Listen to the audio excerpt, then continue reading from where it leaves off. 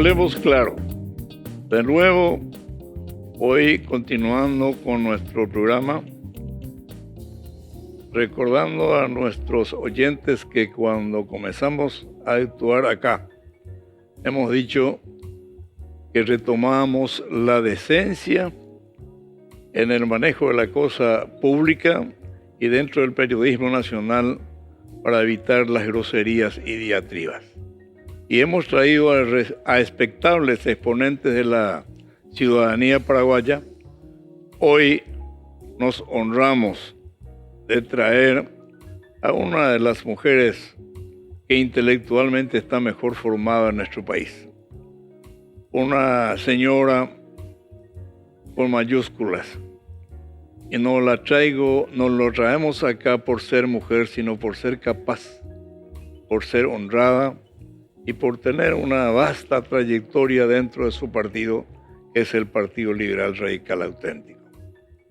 Nos estamos refiriendo a la señora con quien contamos hoy, Rafaela Juanes Gondra de Laino, importante exponente de la civilidad política paraguaya. Rafaela, aparte de ser la esposa de un gran líder político, es la hermana de un gran amigo mío, a quien lo conocí en el Senado y que se caracterizó por su honradez, por su capacidad intelectual y por tener una extraordinaria capacidad de coordinar los factores políticos en juego. Y me estoy refiriendo a Luis Juanes Gondra, que me llamó siempre la atención que hasta hoy no haya vuelto a aparecer en la política, porque en realidad gente como él lo necesitamos. Bueno, está con nosotros Rafaela y vamos a comenzar conversando con ella sobre los temas de la actualidad, que son muchos. No podemos eludir tocar el tema de las próximas elecciones que se avecinan. Esperemos sea unas elecciones transparentes, que sea el resultado fiel reflejo de lo que acontece en toda la República y que el voto ciudadano sea respetado. Yo tengo la esperanza de que en ese campo hemos avanzado y por sobre todo los que estuvieron en la justicia electoral se caracterizaron por ser personas que supieron llevar adelante este importante trabajo. Así que, Rafaela, sé que estás como candidata a senadora por el Partido Liberal Radical Auténtico, porque me decís por la concertación, pero desde mi punto de vista la concertación no existe. Es el Partido Liberal Radical Auténtico. Entonces, ¿cuáles son tus planes? ¿Qué es lo que te llevó a decidirte para ingresar como candidata? Porque hoy debo hacerte una confesión. Cuando fundamos el movimiento que lo está llevando a Euclides como candidato a presidente de la República, hemos pensado por Rafaela Juanes de Laino para vicepresidenta. Pensamos en dos personas. Una, la doctora Ayala, Miriam Ayala de Dol, y la segunda, Rafaela Juanes de Laino. Yo me encargué de hablar con la doctora Miriam y por cuestiones personales que tenía que atender a su marido no quiso aceptar. Y otras personas que no recuerdo quién se encargó de hablar contigo. Me dijeron que no habías aceptado. No sé si te hablaron, no te hablaron, pero si hubo una mala información, yo pido disculpas. O sea, comencemos entonces, Rafaela, por la decisión que tomaste en asumir el compromiso, que no es fácil, en un momento crucial de la vida política paraguaya y en especial en el Parlamento Nacional, que creo que ninguna de las personas que están allá se merece continuar. Por su inconducta, por usar frases soeces que ni en los mercados ya se escuchan. Y estoy absolutamente seguro de que con Rafaela en el Senado de la República vamos a tener de vuelta la decencia, la honradez, la capacidad y el valor del interés por las cuestiones paraguayas. Deseo el uso de la palabra. Muchísimas gracias, Víctor Sánchez Villagra, gran amigo de mucho tiempo atrás, de épocas difíciles, por invitarme a este programa con este nombre tan sugestivo, Hablemos Claro. Me encanta el nombre. Muchas gracias, Roberto Paredes. También estoy en un set digital hermoso, así que no lo veo a Roberto. Y antes que nada les quiero hacer entrega a los dos de un libro. Es el último libro de mi icónico marido, Domingo Laíno. Durante la pandemia, Domingo Laíno escribió poesía. No me digas. Claro, de haber sido un combativo gladiador, lo inspiró realmente la lucha del padre Oliva. El padre Oliva es una persona que fue muy amiga nuestra, magnífica persona, siempre junto al pueblo, siempre en el Bañado Sur. De ahí nos salió aún a la edad avanzada que tenía. Él con un grupo de amigos que reflexionaban mucho este tema de la realidad nacional, bastante preocupante, desayunaron en casa muchos años. Incluso tenían un menú fijo que era capuchino, y el padre Oliva ya estaba en los últimos tiempos de su vida, me dijo: Rafaela, por haber venido tanto acá, ya no soy jesuita, soy capuchino. Tenía un humor divino el padre Oliva. Les hago entrega. Este libro lo escribió Laíno con Oliva en el corazón, recordando a Oliva. Se llama Versos del hombre y el hambre, y tiene fotos que fueron tomadas por nuestro nieto mayor. Cualquiera que es abuelo sabe lo que es el nieto mayor, es la luz de los abuelos. Se llama Juan Pablo Laíno. Él lo acompañó a su abuelo, era adolescente, lo acompañó por el Bañado, por la Chacarita, donde sacaron las fotos. Le quiero hacer entrega a Roberto a recibir el libro. Y Víctor, muchísimas gracias, muchas gracias. Estuviste en el lanzamiento, sí. Bueno, eso en segundo lugar ya les agradecí. Mira, yo soy liberal radical auténtica, estoy con la dupla de Efraín Alegre y Soledad. Efraín tuvo la gentileza de ponerme en la lista del Senado, y entre otras cosas lo que me movió, Víctor, yo hago política toda mi vida, incluso generacionalmente, tengo en el ADN, tengo generaciones, pero siempre me cupo el papel de tener otro tipo de rol político, ¿verdad? No es fácil. Yo viví 3 campañas presidenciales, como me decía Roberto Paredes hace un ratito, y 1 millón de campañas de otro tipo. Y eso hace que uno tenga que dividir un poco lo que quiere hacer. También en la época de la dictadura la lucha era muy difícil. Y cuando uno tiene una familia y tiene una visión muy seria de lo que es el manejo de una familia, tampoco hace lo que quiere. No podía estar Laíno preso, Rafaela presa, Laíno perseguido, Rafaela perseguida. Eso no se puede. Vos tenés y trajiste hijos al mundo. Y eso exige también algún tipo de concesiones, algún tipo de resignar. Y este tipo de cosas hoy día se presentó la oportunidad, y en alguna medida también se debe a que mi partido, el Partido Liberal Radical Auténtico, en la convención del año pasado aprobó una medida bastante revolucionaria, que es la paridad en las listas. Las listas del PLRA tienen 50-50 y en forma alternada. Y eso me llamó muchísima gente, porque yo también había colaborado mucho con toda esa lucha, y me sentí como que, por más que estaba feliz por las generaciones que vinieron después y las que vendrán, me sentí un poco como obligada también a entrar en la arena, porque no es lo mismo, digamos, hacer política un poco desde la teoría, que entrar en la arena electoral, que es bastante complicada, ¿verdad? Es más difícil, el desafío es más fuerte.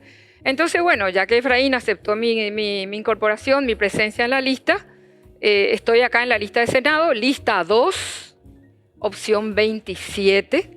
Les recuerdo, el último número es el 7, número de la suerte, número bíblico. Y cuento con el voto de la ciudadanía, porque yo no estoy acarreando votos, ni alquilando votos, ni comprando votos, ni amenazando a nadie. Yo voy a entrar y voy a llegar al Senado con su voto, señor, señora que nos están viendo, con el voto que yo le llamo voto voluntario. Y en eso estoy trabajando mucho para llegar al Senado. La decisión de Rafaela para integrar la lista de senadores es una decisión correcta. correcta y esperada por muchos, porque necesitamos nuevos aires en el Senado, en el Parlamento Nacional en general. Esto que venimos observando a diario en el Parlamento Nacional es un verdadero escándalo. No puede ser que nos estemos perdiendo el tiempo por la ropa, por la blusa, por estupideces, porque esa es la verdad. Y nadie sale a poner una rectitud de conducta, a exigir rectitud de conducta. Es una cosa llamativa. Entonces, las plenarias se convirtieron en una especie de carrera por la indecencia. Y no podemos continuar así. Necesitamos modificar la conducta política de nuestros parlamentarios. El gran déficit que tenemos creo que es el déficit que se da en el Parlamento Nacional, porque el país está muy mal, pero allá en el fondo, se ve en el túnel algo bueno y algo positivo. Por ejemplo, la designación del fiscal general del Estado.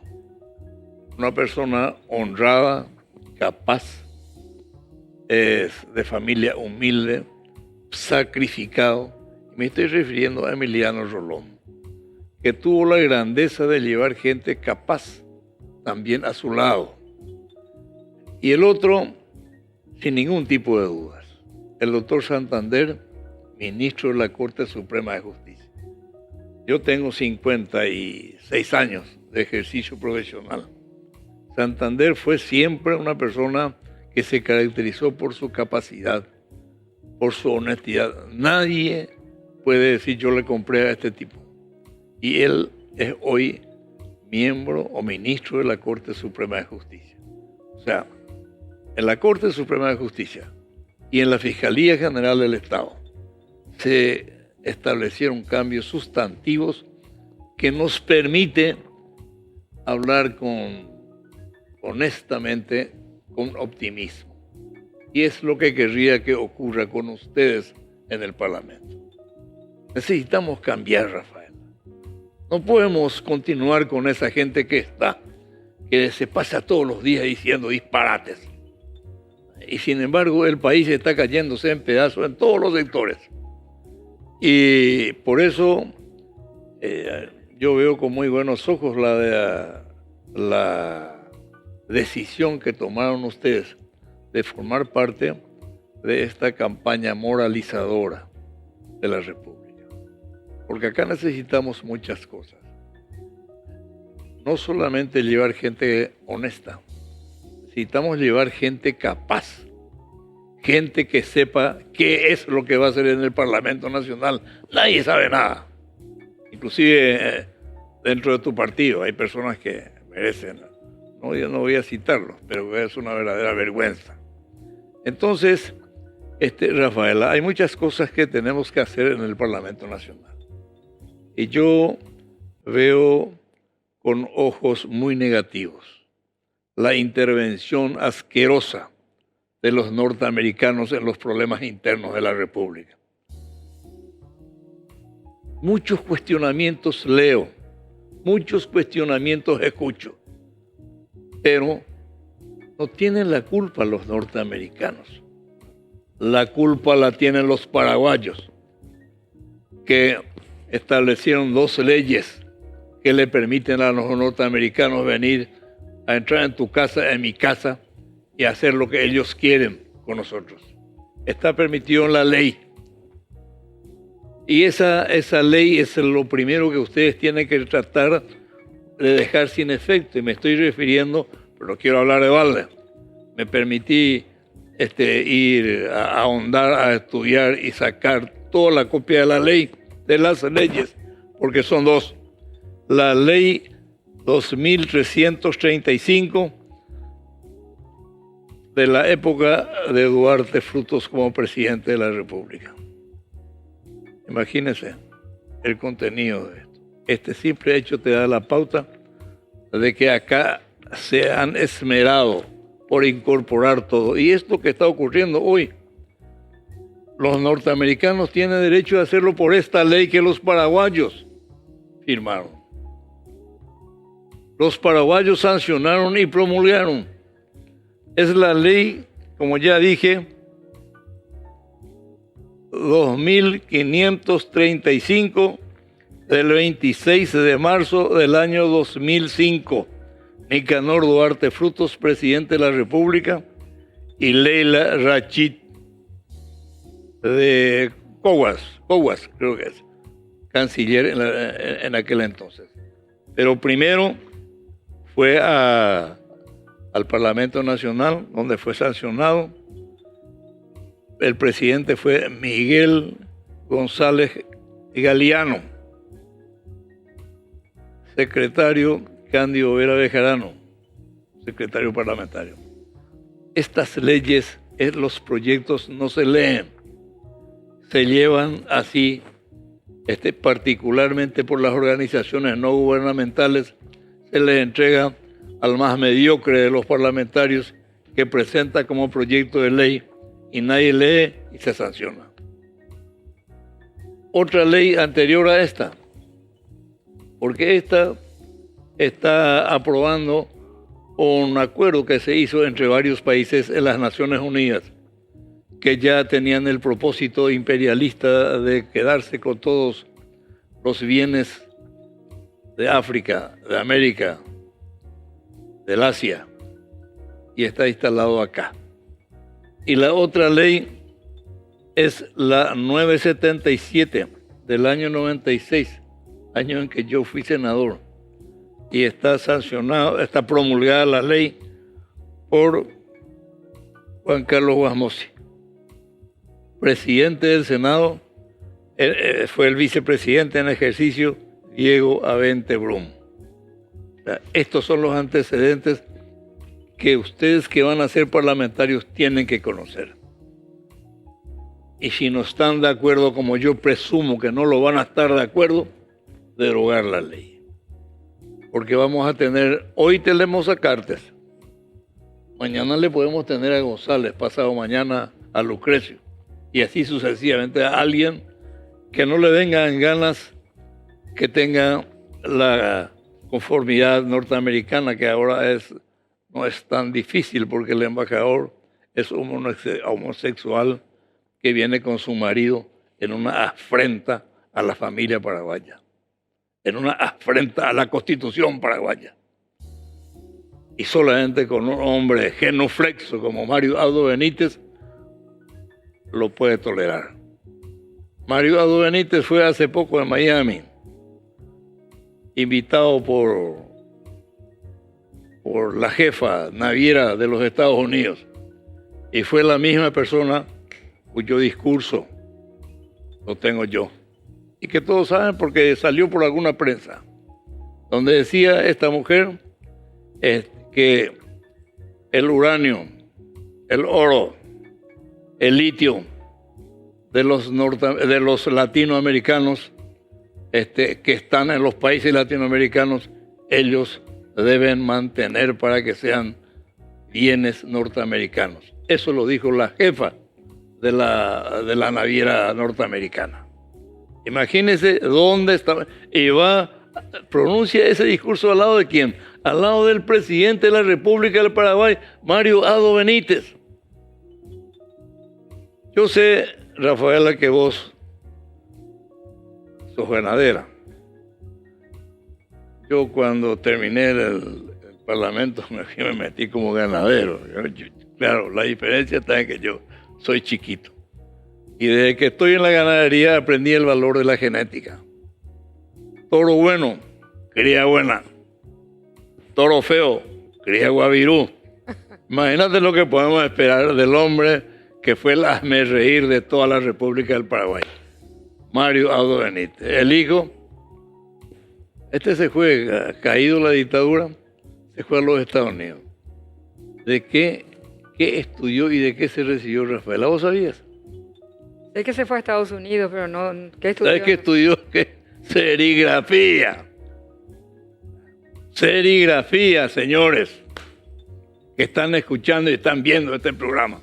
Ese es el presidente de la República que nos trajeron los colorados. Y ese es el presidente de la República que hoy está llevando a la deriva a este país.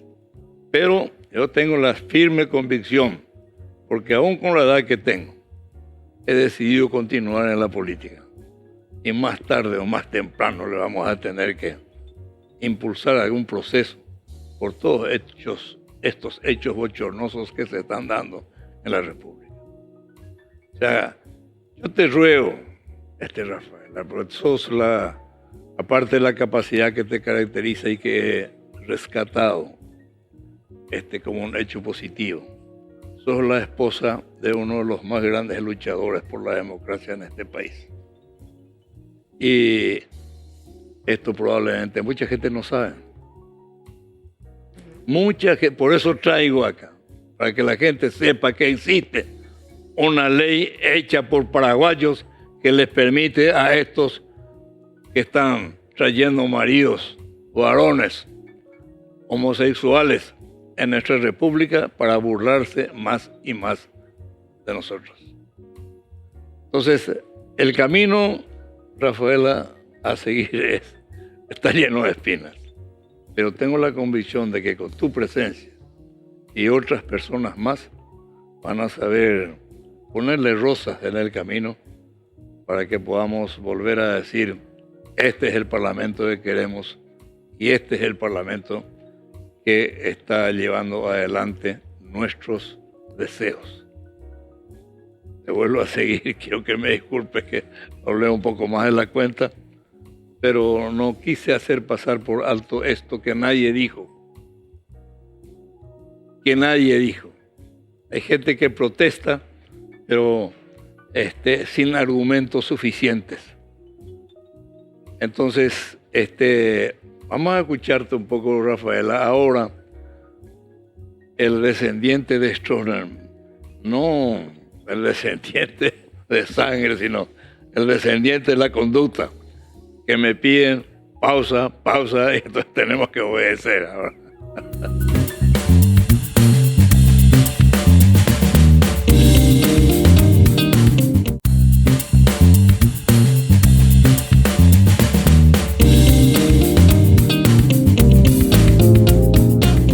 Continuando con nuestro programa,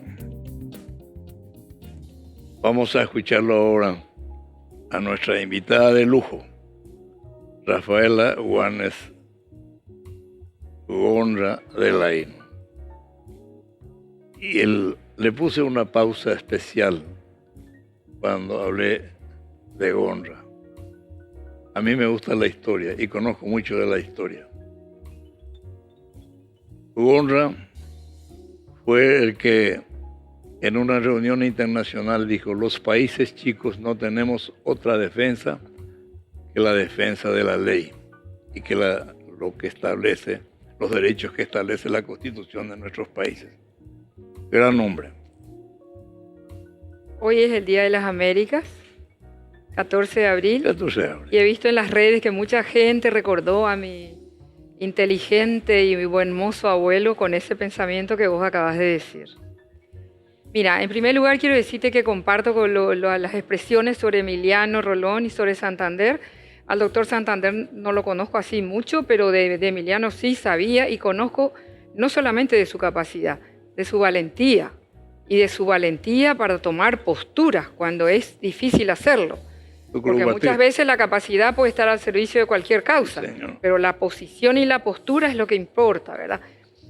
Otra cosa, hablando del Parlamento, creo que tenés razón en cuanto al desafío que representa, enfocar de otra manera lo que es el Parlamento. El poder legislativo es el poder del pueblo, es el poder de la gente. La República tiene 3 poderes, uno se ocupa de la justicia, otro es el poder ejecutivo, el poder administrador, y el poder legislativo es el poder de la gente. Ahí está representada la gente.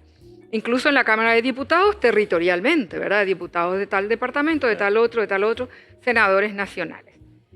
Pero ¿qué viene pasando en los últimos tiempos? Y ese es un tema de análisis de ciencias políticas también. Yo soy máster en ciencias políticas, me hago la propaganda a mí misma. Soy máster, creo que soy el único 5 absoluto de la Universidad Nacional en esa carrera solamente, en máster en ciencias políticas, y he leído mucho del tema. Ha venido pasando últimamente que la injerencia financiera en las campañas electorales es demasiado fuerte. Así como avanzó la corrupción en el dinero sucio, avanzó ese dinero sucio permeando en las estructuras políticas y hoy día permeando en las campañas políticas, que son las herramientas a través de las cuales uno llega a un cargo especial, en especial. ¿Y qué pasa con la injerencia del dinero? Que puede ser muy limpio, muy sucio, del contrabando, del narco, de donde sea. Pasa que interfiere seriamente entre la voluntad popular que se pronuncia o se debería cristalizar en las urnas y el final. Entre la voluntad popular y lo que termina el proceso. Resulta que hay gente que es muy respetada y muy querida por la ciudadanía, pero esa gente no llega. ¿Y por qué no llega? Porque en el medio han intervenido un montón de factores económicos y financieros que van desde todo tipo de prácticas. Y se está tergiversando la voluntad popular. Eso es lo que está pasando. La voluntad popular no necesariamente está llegando a ese órgano que la representa, que representa al pueblo, que es el poder legislativo. Compra de votos, alquiler de votos, amenazas, voto amenazado, te vamos a echar, no te vamos a echar. Gente que a mí me está preguntando si se le puede controlar, de verdad se les puede controlar en el cuarto oscuro. Operaciones que se arman, ¿cómo te diría? Equipos completos que no hacen política, sino hacen como transacciones comerciales. Yo tengo 120 votos, yo tengo 140 votos, a mí me están llamando de todos lados. Las personas que me ofrecen esos votos apenas me conocen ellos. Menos me van a conocer los 140 que me está ofreciendo. Quiere decir que me van a votar, si yo doy ese dinero, van a votar a una desconocida. Y eso no me pasa solo a mí, le está pasando a mucha gente. La diferencia está que yo no acepto ese tipo de trato. A mí me votan, usted señor y señora si confía en mí y me conoce. Y espero convencer con mis propuestas, no con dinero. O sea, una cuestión, no es cuestión ya de tener o de no tener. Es una cuestión de una práctica ética que uno. Yo hago política, no hago una transacción comercial. Dentro de eso también, Víctor, creo que también esa es una afrenta a la dignidad de la gente. Porque vos estás utilizando la pobreza de alguien, estás utilizando el desempleo, estás utilizando la necesidad que tiene de remedio o de comprar útiles para los hijos, ahora que estamos en abril, en marzo, para comprar ese voto, para dañar su dignidad personal en favor tuyo. Vos te estás aprovechando del dinero sucio que tenés, porque solamente la gente con dinero sucio hace ese tipo de prácticas, y te estás aprovechando de un pueblo que está teniendo necesidades tan graves como para poder aglutinarse en un grupo de 30 o 40 que se te ofrece como si fuera un paquete. Eso no es ético, eso no se hace. ¿Y qué está pasando en el Senado y en el Parlamento? ¿Por qué se dan esas situaciones que vos mencionaste antes, ¿verdad? Con las que coincido en gran medida, aunque creo que hay honrosas excepciones. No, hay, sin creo duda. que hay honrosas excepciones, pero en general sé que es así. Está pasando que ese órgano legislativo que debería representarle a usted, señora, a usted, señor, a usted que pasó la pandemia, que se robó hasta en pandemia, que ha visto a una mujer tener un hijo en el suelo, que no puede comprar los útiles de su familia, a usted que está gestionando la tercera edad, que está abandonada en este país, a ustedes los trabajadores de la cultura. La cultura es el alma de los pueblos y está olvidada. Acá estamos acostumbrados últimamente a medir el progreso por metro lineal asfaltado, por metro cuadrado construido, y nadie se acuerda del alma que es la cultura, nuestros saberes ancestrales, nuestra sabiduría popular, lo que venimos, lo que somos, se está olvidando. Pasa, vuelvo a retomar porque me voy por las ramas, pasa que en el Parlamento están sentados en una gran medida y en gran porcentaje representantes de ¿quiénes? Representantes de los financistas de las campañas están sentados ahí. Representantes de enormes e inmensas corporaciones que por algún motivo les interesa lo que puedan sacar de ese voto, el del futuro, y apoyan esta candidatura, apoyan esta. Y los financistas de las campañas son los que dirigen y monitorean después lo que pasa en ese parlamento. Yo cuando estoy en reuniones, pues estoy recorriendo el país, les pregunto y con sinceridad me van a contestar. ¿Ustedes creen que una persona que está pagando una publicidad que cuesta millones y millones y millones, como sabemos, ¿a quién le va a atender el teléfono el día de mañana? ¿A usted, señor, de allá del Bañado o del barrio tal o de la compañía tal de tal departamento? ¿A usted le va a atender el teléfono el parlamentario? ¿O al fulano que le dio un cheque de 100 millones de guaraníes para su campaña? Seamos sinceros, ¿a quién le van a atender? ¿A quién le van a recibir en su oficina? ¿A esa comisión vecinal que va a venir con un problema? ¿A esa comisión de personas con discapacidad o con capacidades diferentes que también están tan abandonadas? Porque acá existe un abandono de la economía del cuidado, como le llama Sole con mucho acierto. ¿A quién le van a atender? Le van a atender al que financió la campaña, al que puso el dinero.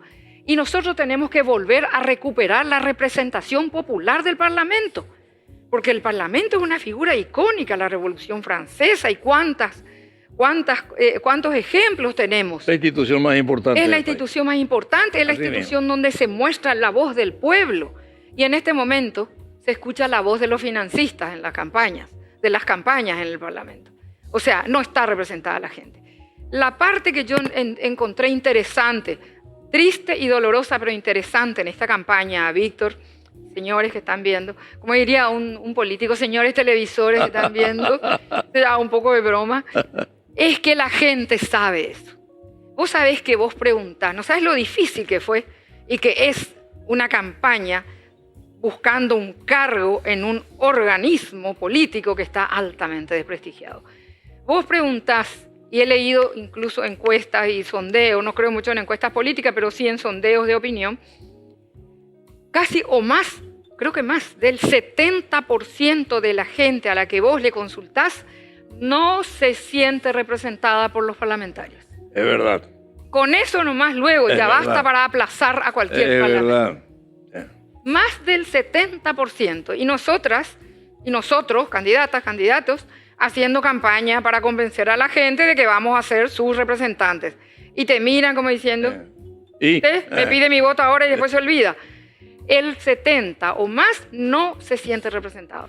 Así que para mí el primer desafío es conectar de nuevo con la gente, recuperar la confianza de la gente, para que la gente vuelva a sentir que el Parlamento es su voz. En otro orden de cosas, yo te diría también, en este punto quiero aprovechar para hacer un énfasis en la participación. Vos sabés, Víctor, que el porcentaje de ausentismo en el Paraguay es altísimo. O sea, no sé si tan, pero es suficiente.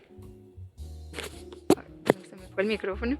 Es suficiente como para cambiar un resultado electoral. Eso tiene que saber usted, señor y señora. Yo entiendo que el ausentismo pueda deberse en alguna medida a la decepción. La gente está decepcionada y vos le pedís que salga otra vez un domingo a votar y viene votando y no pasa nada. Esta vez nosotros les pedimos que el 30 de abril pasen por encima de esa decepción y vayan a votar. El voto es tu fuerza, el voto es tu voz.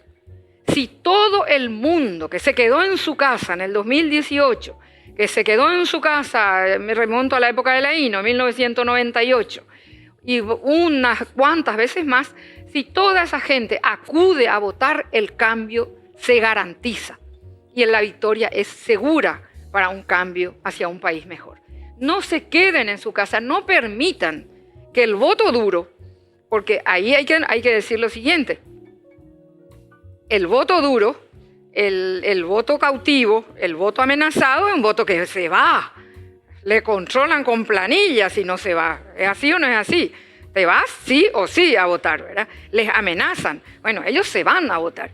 Y si vos, que sos independiente, que sos voluntario, que te vas a ir vos voluntariamente a votar, te quedas en tu casa, o porque tuviste un asadito, o porque farreaste la noche antes, o por las razones que fuera, vos estás permitiendo que esa gente del voto duro, del voto amenazado, el voto alquilado, lo que sea, que esa gente defina por vos. Esa gente que se va a votar va a decidir qué vas a vivir durante los próximos 5 años. Sí, señor. Yo le pregunto a la gente, ¿ustedes están contentos y contentas con lo que vivimos estos 5 años? ¿Con lo que pasó en la pandemia? ¿Quieren que se repita otros 5 años más? ¿Van a aguantar otros 5 años más? Ahí está el secreto. No te quedes en tu casa. Anda a votar. Ejerce ese poder que te da el voto. Si toda la gente, si la mitad nomás de los que no se fueron a votar en el 2018 se van a votar, está más que garantizada la victoria. Porque por una situación que todos conocemos, ¿verdad?, de un inmovilismo muy fuerte que existe en nuestro país hace años, obviamente no va a ser tampoco tan fácil, ¿verdad? Digamos que se acepte una derrota. Tenemos que ganar y ganar fuerte y ganar firme. Por eso yo le invito a la gente a elevar su participación. Y cuando hablo de participación ya también me voy a referir un poco más. No solo participar en las elecciones, porque vamos a ganar. Va a ganar la lista 3 con Efraín Alegre y Sole Núñez, va a ganar. Y vamos a ganar la lista 2. Opción 27 depende de ustedes. Si va a votarme voluntariamente, voy a estar en el Parlamento para representarlos. Y después necesitamos también la participación. Es una sociedad, estamos en una sociedad en cierta medida, en gran medida, inmovilizada. Estamos viendo lo que pasa en otros países. Estamos viendo los canales de cable, las movilizaciones feroces, si se quiere, reprimidas, no reprimidas, en Chile, en Perú, en varios lugares, ¿verdad? No entro a analizar los motivos de nada, entro a analizar la capacidad de movilización y de reacción de una sociedad.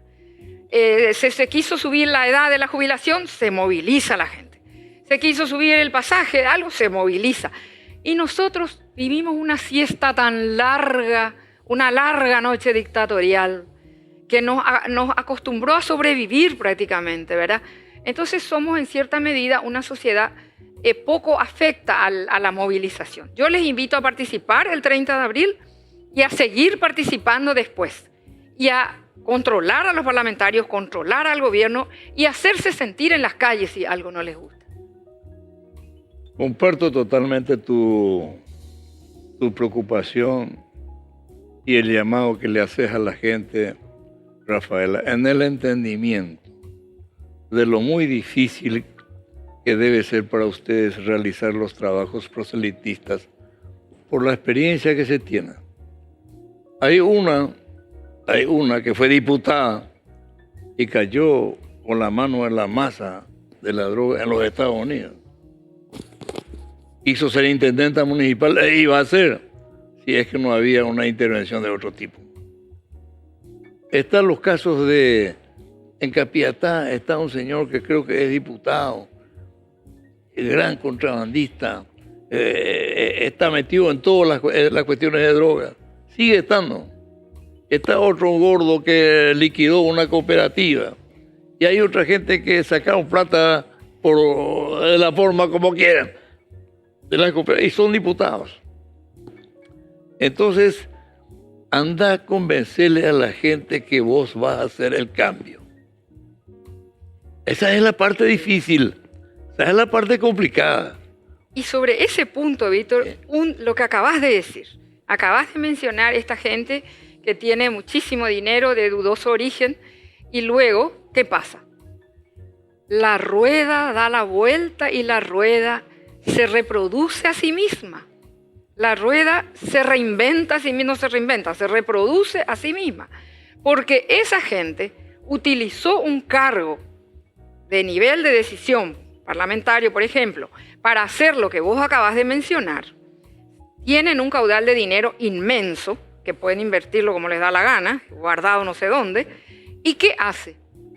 Cada 5 años utiliza ese mismo dinero que ganó en un cargo en el que en vez de representar a la gente, representó no sé a quién y coimeó no sé a quién, vuelve a invertir en su campaña política. Y son las personas que están pagando 1.000 millones, 2.000 millones, $1 millón, que son los costos que están teniendo algunas campañas políticas.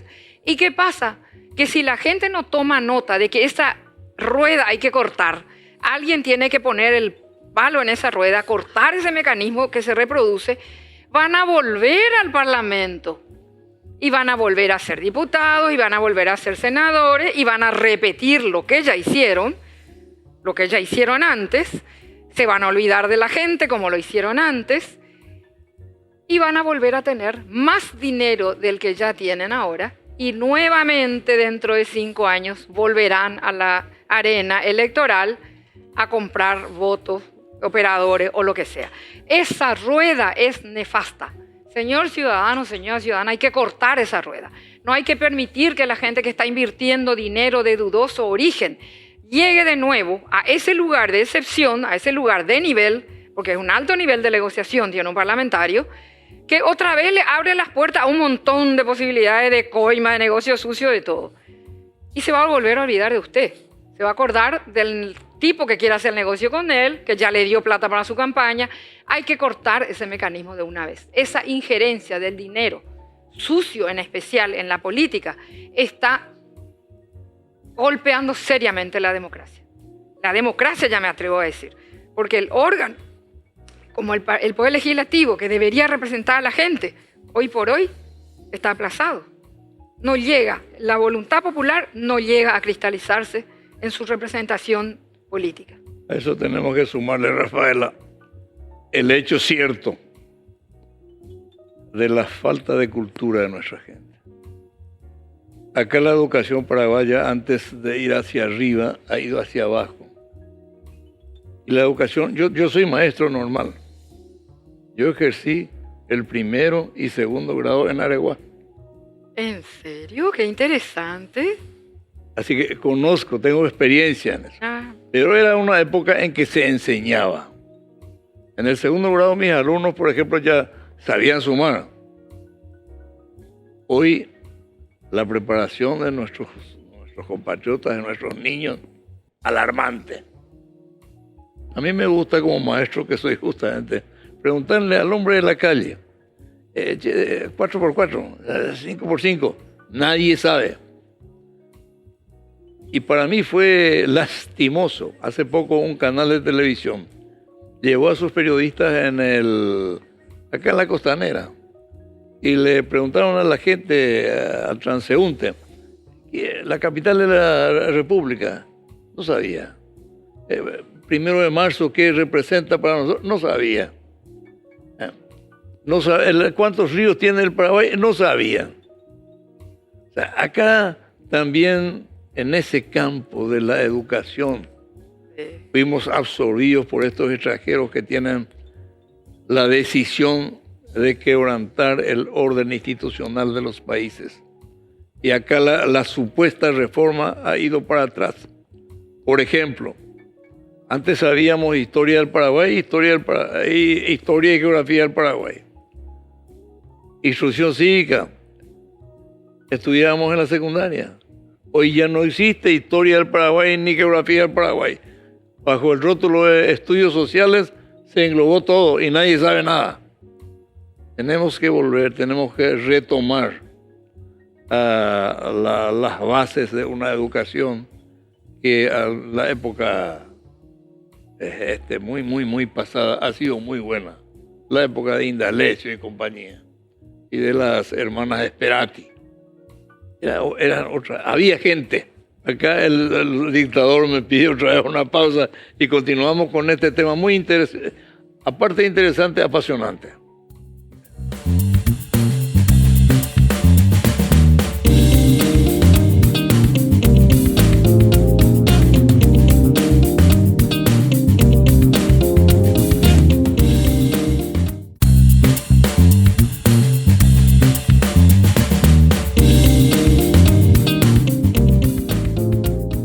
Hablemos claro. Continuamos con la señora Rafaela Guanes. Estamos entrando en un tema no solo interesante, sino apasionante, la educación paraguaya. Entonces, te escucho con mucho interés, Rafaela. Me parece genial que hayas sido maestro. Mirá, vos eras un maestro de Areguá, dijiste, ¿verdad? 1er y 2º grado. 1er y 2º grado. Y la secundaria enseñé en Fernando Lamora. Pero qué genial. Te quiero comentar algo, un detalle nomás. Cuando a nosotros nos preguntan, ¿verdad? Cuando yo empecé a trabajar los ejes de campaña en los que me podía interesar, no es fácil hacerlo, porque todo el mundo dice lo mismo. Nadie te dice, no me voy a ocupar de esto, no me voy a ocupar de esto, no me voy a ocupar. Todos decimos lo mismo. Entonces yo dije, bueno, voy a tratar de buscar originalidad. Encontré 2 ejes en los que me pareció que son 2 ejes que son, digamos, transversales a todo, y a través de esos 2 ejes se puede tener un buen proyecto. Dentro de eso, en el tema educación, hay un punto que es bastante olvidado y que es la atención, pero muy esmerada, que debe tener la primera etapa escolar. Vos sabés que yo, como analicé, la verdad es que estaba buscando un poco de originalidad también para no repetir lo que todo el mundo decía, que comparto, solamente no quiero repetir. La atención en la primera infancia, primer grado, segundo grado, es determinante para muchas cosas. Porque vos sabés, Víctor, si estás en el tema y conoces, estarás informado, mucho de lo que se arrastra, muchas de las dificultades en la igualdad de oportunidades que tienen a lo largo de la carrera escolar, en la secundaria y ni qué decir en la universidad, los jóvenes entre sí, proviene de esa primera infancia. El niño que está en una escuelita allá en el fondo, desatendida, con una maestra heroína, con un profesor héroe que están sustentando como pueden esa educación, ese niño que está apenas, ¿verdad?, teniendo acceso a una educación desatendida, arrastra esa diferencia a lo largo de su vida. Y en otras etapas de su vida, por ejemplo, cuando le toca competir en un examen de ingreso, se hace sentir esa falencia. Ese haber sido fruto, objeto, no sé cómo llamarle, ¿verdad?, de una muy deficiente y olvidada atención en esa primera infancia. O sea que se notó, se descubrió, no sé cómo llamarlo, cómo decirlo, que esa atención puede llegar a marcar una diferencia grande en lo que ese niño va a tener como bagaje educacional y cultural a lo largo de su vida. Eso fue objeto de un estudio a profundidad que se hizo a nivel mundial y en particular en la América del Sur y en el Caribe. Tu hijo te va a dar orientaciones muy interesantes de lo que él vio en Cuba. Fidel Castro ya decía que el chico que no tomó suficiente leche y no se le alimentó bien hasta los 7 años, aunque después le des todo lo que quiera, ya no va a poder recuperar. Sí. Entonces, por eso tenemos esa juventud, que uno puede no estar de acuerdo con ellos, pero es una juventud extraordinaria la cubana, y que mantiene una dignidad que es ejemplo para el mundo. Pues esa también es otra verdad. Y hay otras verdades que también, más allá de lo que uno pueda tener de coincidencias o no coincidencias, hay también cosas que son hechos reales. Yo fui a Cuba muchísimas veces, mi hijo fue embajador, mi nuera Gisela y él estaban allá, viajamos muchas veces. Los hijos del personal de trabajo de su casa, le hace cocinera, chofer, limpiadora, iban todos a la universidad. Todos, ni una excepción no vi. Yo pregunto, en el Paraguay, ¿qué porcentaje de niños que empiezan la escuela primaria llega a la universidad? Y de ese porcentaje que llega a la universidad, ¿cuántos son los hijos de personas que han trabajado en nuestros hogares, ya sea en la limpieza, ya sea en la cocina, ese personal que es imprescindible, pero está olvidado también? ¿Cuántos de ellos pueden llegar a tener la satisfacción de tener sus hijos en la universidad? Otras cosas, muchas más me llamaron la atención en Cuba. No vi ni una sola persona con dientes feos. Ni una. Me molesté en buscar, ni una. Esos dientes cariados, esa dentadura, esas mujeres que tienen 40 años y han perdido la dentadura por la desatención durante los embarazos. No vi. O sea, digamos, pongo como ejemplo nomás porque es un país que yo amo, quiero y que admiro en esos logros en favor de la gente. Puede haber tenido que tener, ahora entiendo que están abriéndose más, que están haciendo correctivos, también la juventud demandó mucho, porque la juventud también quiso entrar en la era digital, claro. No se puede seguir sin internet, no se puede, una serie de cosas, ¿verdad? Pero son 60 años de asedio que tienen. Claro, 60 años. Es un país de sobrevivientes, porque fueron condenados por todos lados, el bloqueo llegó a ser un bloqueo asesino durante la pandemia, porque bloquearon hasta vacunas. O sea... Y sin embargo fueron capaces de hacer su propia vacuna para la última pandemia. La vacuna y siguen, ¿verdad? Pero volviendo al tema de la educación, te diría una cosa, Víctor, porque vos sos político, un gran político, te conozco de antes, estuviste en una época en que se articuló uno de los primeros proyectos de unidad en la acción, que fue el Acuerdo Nacional, entre 4 partidos, ¿te acuerdas? Eso fue un ensayo maravilloso y fue 450 años atrás y ya se hizo en una época muy dura y muy difícil. Esta es mi idea, que creo de la educación. No es casual que las dictaduras hayan abandonado la educación y la salud. No es casual. Para nada es casual. Para nada. Es una estrategia de dominación. Sí, señor. Un pueblo, no quiero decir ignorante, porque no tienen la culpa de ser ignorantes, un pueblo desatendido en su formación, en su capacidad, en su escolarización, un pueblo enfermo que sobrevive sin vacunas, sin nada, es mucho más fácil. Ahora, que las dictaduras hayan usado ese elemento estratégicamente como herramienta de dominación es una cosa, pero que ya años posteriores a la dictadura se siguió teniendo tanto abandono a la educación y la salud, es imperdonable, ¿verdad? Eso ya es imperdonable. ¿Sigue siendo tal vez parte de una estrategia de dominación? Puede ser, pero hay que corregir.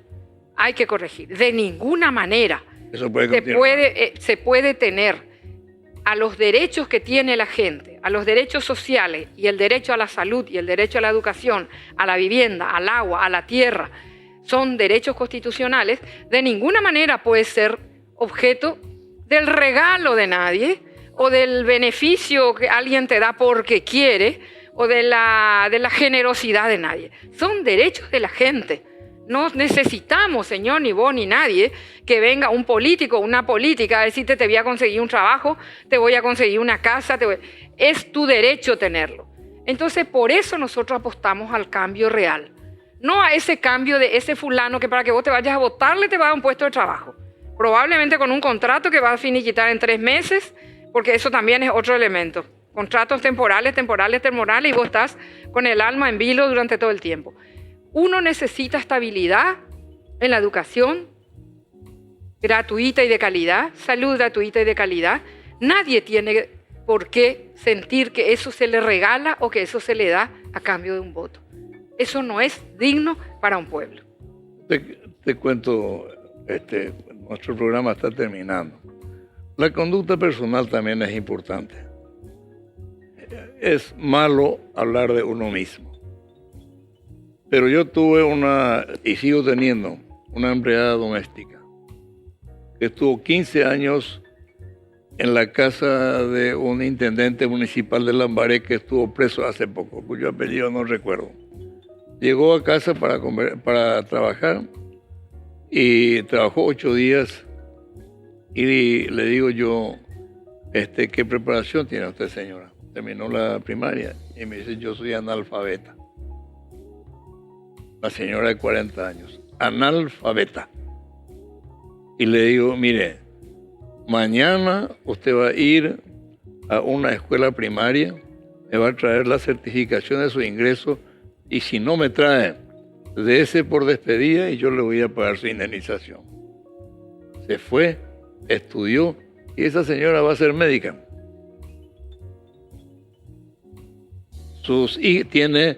Ella es viuda. Tiene 7 hijos. La mayor de las hijas se recibe de abogada. Todos los hijos le salieron bien. Todos los hijos. Ella se encargó a su vez de llevar la necesidad de educarles a sus hijos. Le estimuló en el estudio. Y entonces, eso ojalá pudiéramos hacer todos en la vida.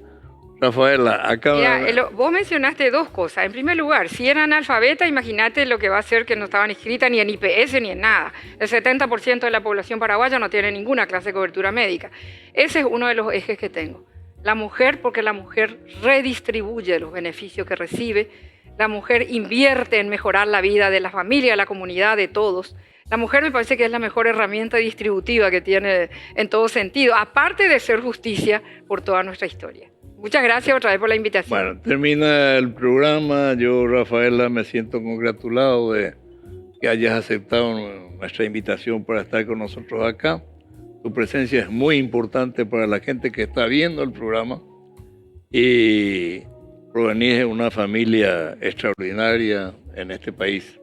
Muchas gracias. Y aprovecho la oportunidad para pedirte que le des un gran abrazo a un gran amigo, a un gran político, Domingo Laíno. Te va a ver esta noche, dale el abrazo por la pantalla.